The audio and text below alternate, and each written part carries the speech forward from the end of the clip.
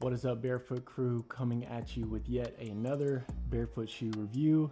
Very exciting one today. Today we are reviewing the ATG Barefoot shoe from the one and only Knees Over Toes guy.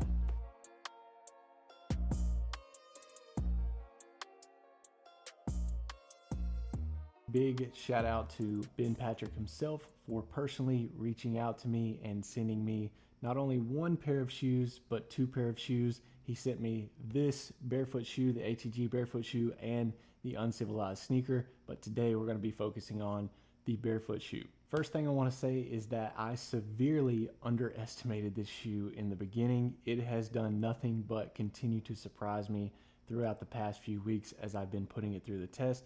I honestly have found myself putting this specific shoe on more often than a lot of the other Barefoot shoes that I own. And that is saying a lot because I've got multiple pairs of Barefoot shoes. And for some reason, I've definitely been putting these on my feet way more often. I say for some reason. We're going to dive into those reasons right now. Let's go over the basic specs. The stack height on this shoe is about 0.35 inches. At least that's what it says on the website. If you do the math, that is somewhere around 9 millimeters, just shy of 9 millimeters. And the stack height is something I want to dive into first thing because I feel like the stack height of this shoe is one of the most beneficial and comfortable aspects of this shoe. To me, the cushioning level on this shoe is actually one of the most enjoyable experiences that I've had while wearing this shoe. So it does have a removable insole, and this insole is incredibly thin. It really is not much to it. It's super flexible. It's flat, obviously. When you take the insole out, you'll notice that you get that hard bottom rubbery feel. And to my surprise, this thin little insole has provided an enormous amount of comfort. And when I'm going on my multiple day family walks, I find myself preferring this shoe because we are walking on the sidewalks and the streets, that this shoe does a great job of taking away that harsh surface of modernity. The next main feature I want to go over is the toe box. If you followed any of my content, you will know that toe box is one of my most important features of any type of shoe, especially Barefoot shoes. And this one knocks it out of the park. Honestly, it is perfect. I have a super wide toe splay, and this toe box accepts my toe splay with gratitude. It is very comfortable. I have zero restriction on the big toe, pinky toe side. I feel like my toes can spread a little bit when needed, and obviously come together when needed as well when I'm walking or pushing a sled at the gym. Moving on to the upper portion, it is a sock style fit, so there is not a detached tongue. Everything is sewn together quite nicely, which is very convenient because sometimes we all get a little bit lazy, and leaving the laces tied and just being able to slip these dudes on is very convenient.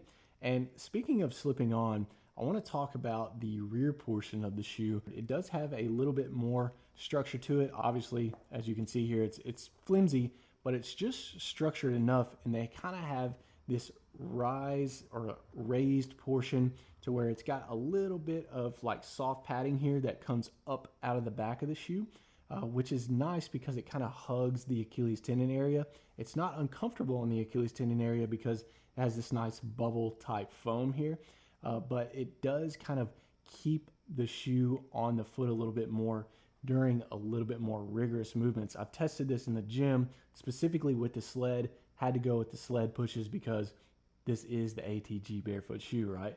Now, with a lot of fixed tongue Barefoot shoes, the laces kind of become almost useless. To me, these laces do have a little bit more functionality to them.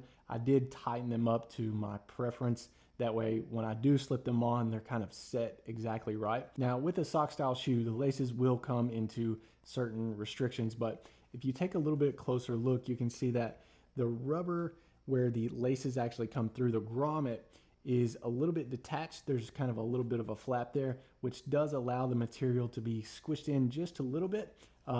Because of my foot width, the material did not have to squish much at all. My foot kind of fits perfectly inside of the shoe, but I can see if you had a little bit more of a narrow foot, that if you needed to tighten the lace, that could be a little bit of a comfort issue.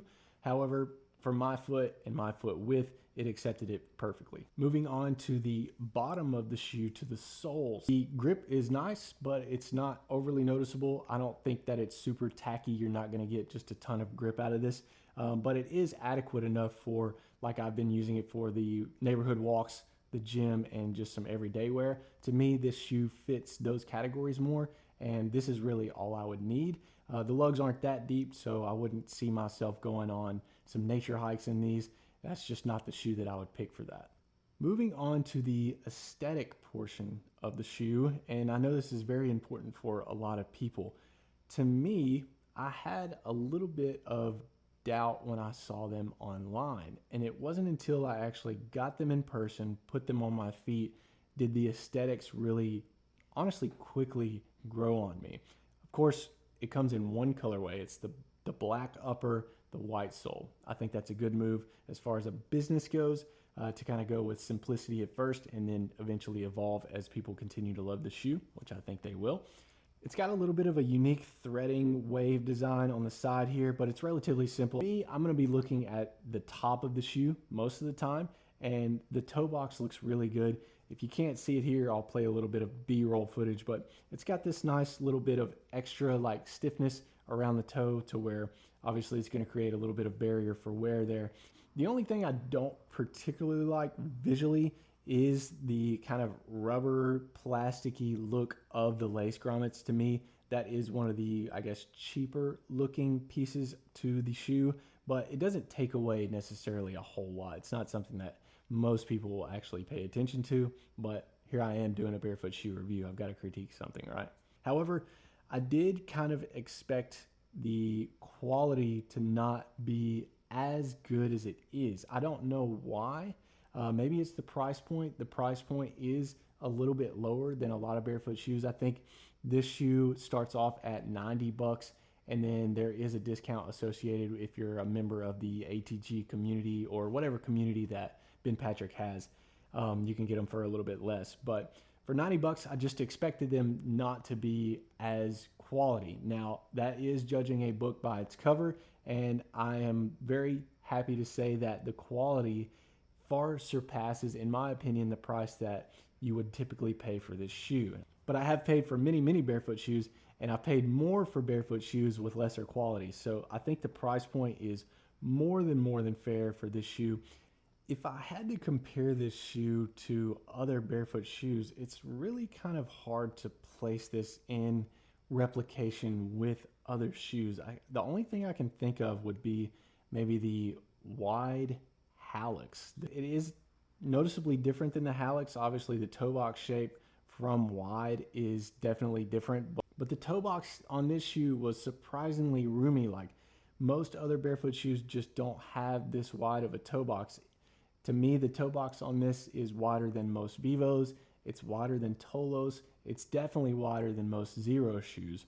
The only other toe box width that I could compare this to would be like the Limbs Primal Zen.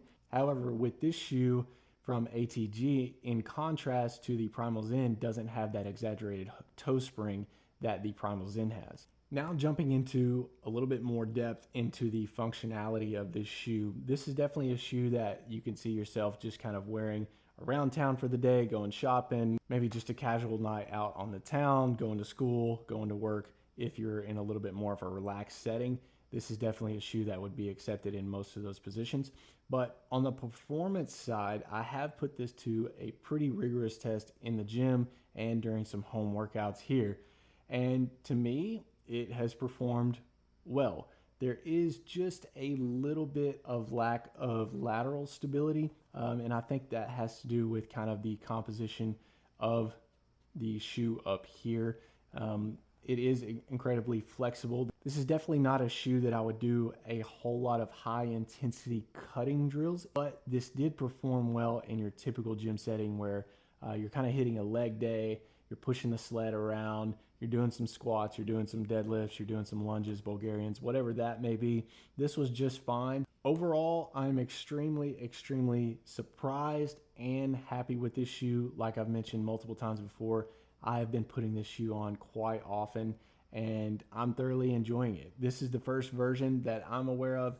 I am very excited to test out the uncivilized sneaker. To me, Whoever teamed up with Ben to create this shoe did a phenomenal job. They really did abide by the natural laws of foot biomechanics, and that is the most important thing.